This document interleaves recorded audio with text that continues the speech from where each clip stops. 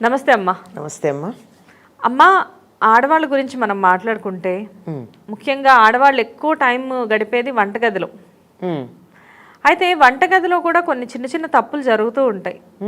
అలాంటి తప్పులు జరిగినప్పుడు లక్ష్మీదేవి రాదు అని చెప్పేసి అంటూ ఉంటారు. ఆ తప్పులేంటి? ఎలాంటి తప్పులు చేయడం వల్ల లక్ష్మీదేవి రాదు? ఇక్కడ సంగతి చెప్పాలమ్మా. వంటగదిలో ఆడవాళ్ళు ఉంటారు అన్నది ఒకప్పటి మాట. ఇప్పుడు వంటగదిలో మగవాళ్ళు కూడా ఉన్నారు. ఒకటి. రెండోది, ఆ తప్పు ఆడవాళ్లే కాదు మగవాళ్ళు చేసినా తప్పే.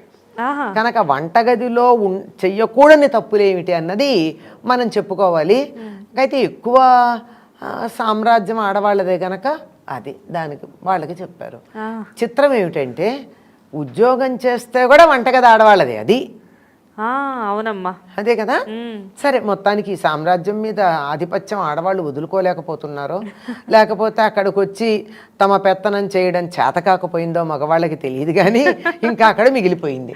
ఆ ఒక్క చోటుని మాత్రం మగవాళ్ళు ఆడవాళ్ళకి వదిలేశారమ్మా. వదిలేశారంటే ఎందుకు? చేతకాక వదిలేశారా? వీళ్ళు వదిలిపెట్టలేదా? రెండు ఆలోచిద్దాం. అవును, సరే వదిలేసేయండి ఆ విషయం. మొత్తానికి అది ఆడవాళ్ళ సామ్రాజ్యంగా, అసలు వంటిల్లే కదమ్మా, ఇల్లంతా కూడా ఆడవాళ్ళ సామ్రాజ్యమే, అందులో అనుమానం లేదు.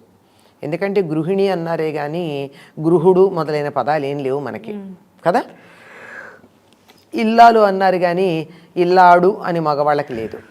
ఇంటికి సంబంధించి ఎప్పుడు కూడా ఆడవాళ్లతోనే దానికి ప్రమేయం వస్తుంది. అలాంటిది వంటింట్లో చేయకూడని తప్పులంటే అశుచిగా ఉండకూడదమ్మా. ఎందుకంటే ఆరోగ్యానికి హాని కదా. ఇంటిల్లిపాదికి అనారోగ్యం ఉంటుంది వంటింట్లో బాగుండకపోతే. బూజు పట్టనీయకుండా చూసుకోవాలి. బూజు పడితే దాంట్లో ఉన్న సాలీడు లేకపోతే అందులో చిక్కుకుపోయిన ఏగో దోమో కిందకి పడ్డాయంటే దానివల్ల ప్రాణాంతకం అవుతుంది అని చెప్పలేం కానీ అసహ్యం కదా. అవునమ్మా, ఎన్ని రకాలైన వ్యాధులన్నా రావచ్చు. ప్రాణమైతే ఆ క్షణాన పోకపోవచ్చు, విషం కాకపోవచ్చు, కానీ దానివల్ల ఎన్ని రకాలైనటువంటి అనారోగ్యాలు వస్తాయి. సాలీడు ఉండేటప్పటికి దాన్ని తినడానికి బల్లి వస్తుంది. బల్లి వస్తే బల్లి వదిలేటటువంటి విసర్జించే దాని గొద్దెలు అంటారే అవి ఎక్కడ పడితే అక్కడ ఉంటాయి. మరి అవి ఎంత అసహ్యం. అవి ఎక్కువ అనారోగ్య కారణం అంటారు. బల్లి పడిన దానికన్నా కూడా దాని విసర్జన ఉంది, అది ఎక్కువ అనారోగ్యం. కనుక బల్లులు రాకుండా ఉండాలి అన్నా ముందర సాలీళ్ళు లేకుండా ఇల్లంతా శుభ్రంగా ఉండేది చూడాలి. ఎప్పుడైతే శుభ్రంగా ఉందో ఈగలు దోమలు రాకపోతే సాలీళ్ళు ఉండవు.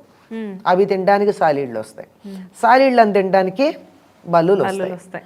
ఇవన్నీ చేరిన తర్వాత అక్కడ వాతావరణం బాగుండకపోతే, వాతావరణం చెమ్మగా ఉంటే, తడితడిగా ఉంటే, చీకటిగా ఉంటే ఇది మాకు అనుకూలమైన ప్రదేశం అని చెప్పి చేరే ఉన్నాయి బొద్దింకలు. వంటగది శుభ్రంగా ఉండకపోవడం వల్ల ఇన్ని జీవులకు ఆశ్రయం అవుతుంది అది. అయ్యో మరి అంతే కదా. ఆహారం మీద మూతలు పెట్టకపోవడం. ఆహారం మీద ఎప్పుడైతే మూతలు పెట్టరో అప్పుడు అన్ని రకాలైనటువంటి వ్యాధులు వచ్చి ఉంటాయి. తప్పనిసరిగా ప్రతి దాని మీద మూత ఉంచాలి.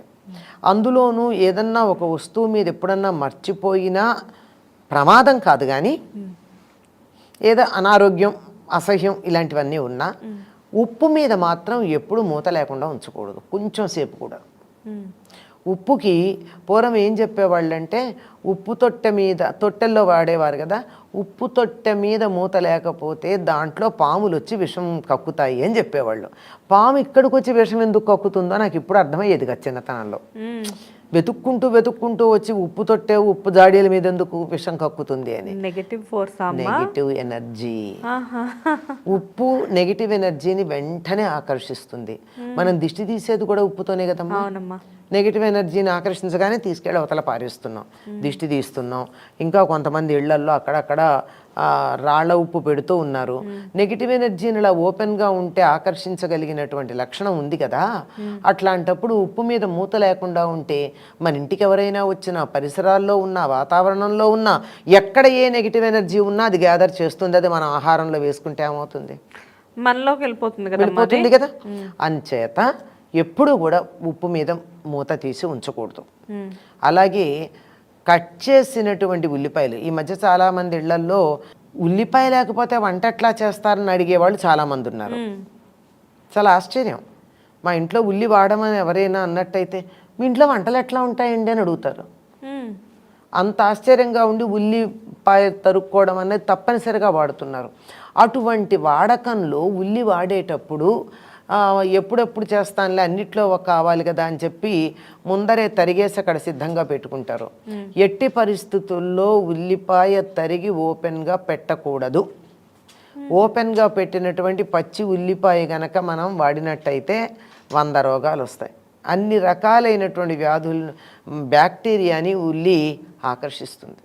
జనరల్గా చిన్నప్పటి నుంచి ఉల్లి గురించి విన్న మాట, ఉల్లి చేసిన మేలు తల్లి కూడా చెయ్యదు అని చెప్పేసి అంటారు. ఆ మాట చెప్పింది వెల్లుల్లి గురించమ్మా, నీరుల్లి గురించి కాదు. వెల్లుల్లి ఆరోగ్యానికి చాలా మంచిది. ఔషధంగా వాడితే, రోజు ఆహారంలో తీసుకుంటే ఔషధంగా వాడాల్సిన సందర్భంలో పనిచేయదు, ఆహారం అయిపోయి. అంచేత ఔషధంగా వాడేవారు. అది చెప్పేది వెల్లుల్లి గురించి. ఇన్ని రోజులు అది ఉల్లి గురించి అనుకుంటున్నాను, కాదు వెల్లుల్లి గురించి. అయితే ఉల్లి కూడా చెడుదేం కాదు, కొంచెం తమో గుణ ప్రధానమైన ఆహారం గనక శారీరక శ్రమ చేసేవాళ్ళు, ఎక్కువ అలిసిపోయినటువంటి వాళ్ళు, కండరాలతో శ్రమ చేసేవాళ్ళు, వాళ్ళు తినాల్సిన అవసరం ఉంది. కానీ బుద్ధిజీవులకు అవసరం లేదు అది. మనసుతో పనిచేసేటటువంటి వాళ్ళకి, నాలుకతో పనిచేసేటటువంటి వాళ్ళకి ఉల్లి దూరంగా ఉంచటం మంచిది.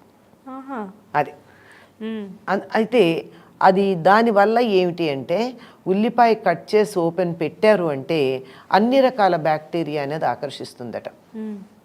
దీనికి ఈ మధ్యకాలంలో మనకు పూర్వులు చెబితే ఆ ఉల్లిపాయ అలా తరిగి ఉంచకూడదు అని చెప్తే మనం నమ్మల. ఈ మధ్యలో డెంగ్యూ వ్యాధి చాలా బాగా ఉన్నటువంటి సమయంలో కొంతమందికి రాలేదు, అందరికీ వచ్చిన ఏమిటి అంటే, వీళ్ళు ఉల్లిపాయలు ఉన్నటువంటి గదిలో పడుకునేవాళ్ళ, ఉల్లిపాయ ఉన్న బస్తాలు ఉన్న గదిలో. ఎందుకు వీళ్ళకి రాలేదని అప్పుడు పరిశోధన చేస్తే ఆ పరిసరాల్లో ఉన్నటువంటి ఆ బ్యాక్టీరియా అంతా కూడా ఉల్లిగడ్డల్లోకి వెళ్ళిపోయింది, ఆ ప్రాంతంలో లేదు. అందుకని బాగా అప్పుడు డెంగ్యూ బాగా ఉంది, 5-6 ఏళ్ల క్రితం వచ్చింది. అప్పుడు చెప్పారు ప్రతి వాళ్ళు ఒక ఉల్లిపాయ కట్ చేసి మీ గదుల్లో పెట్టుకుంటూ ఉండండి, డెంగ్యూకి సంబంధించిన బ్యాక్టీరియా ఈ దరిదాపుల్లోకి రాదు అని చెప్పి చెప్పడం కూడా జరిగింది. అంచేత ఎప్పుడు కూడా కట్ చేసి ఒక 5 నిమిషాలకు కూడా, వీలైతే 5 నిమిషాలకు మించి ఉల్లిపాయలను ఓపెన్గా పెట్టద్దు. ఉప్పు ఎలా అయితే నెగిటివ్ ఎనర్జీని తీసుకుంటుందో, ఉల్లిపాయ కూడా బ్యాక్టీరియా అనేది తీసుకుంటుంది అన్నమాట. బ్యాక్టీరియా, వైరస్ ఇట్లాంటి వాటన్నిటిని ఆకర్షిస్తుంది. అంచేత ఇవి ఎప్పుడూ కూడా బయట ఉంచడానికి వీల్లేదు. అంచేత ఈ దరిద్రం, ఉప్పు మీద మూతలే దరిద్రం అంటారు. ఉప్పు మీద మూతలే దరిద్రం ఏమిటి? అనారోగ్యం వస్తుందనే ఉద్దేశం. కనుక శుచిగా ఉండాలి, తడి లేకుండా ఉంచాలి, గాలి వచ్చేటట్టు ఉండాలి, గాలి బాగా వచ్చేటట్టు.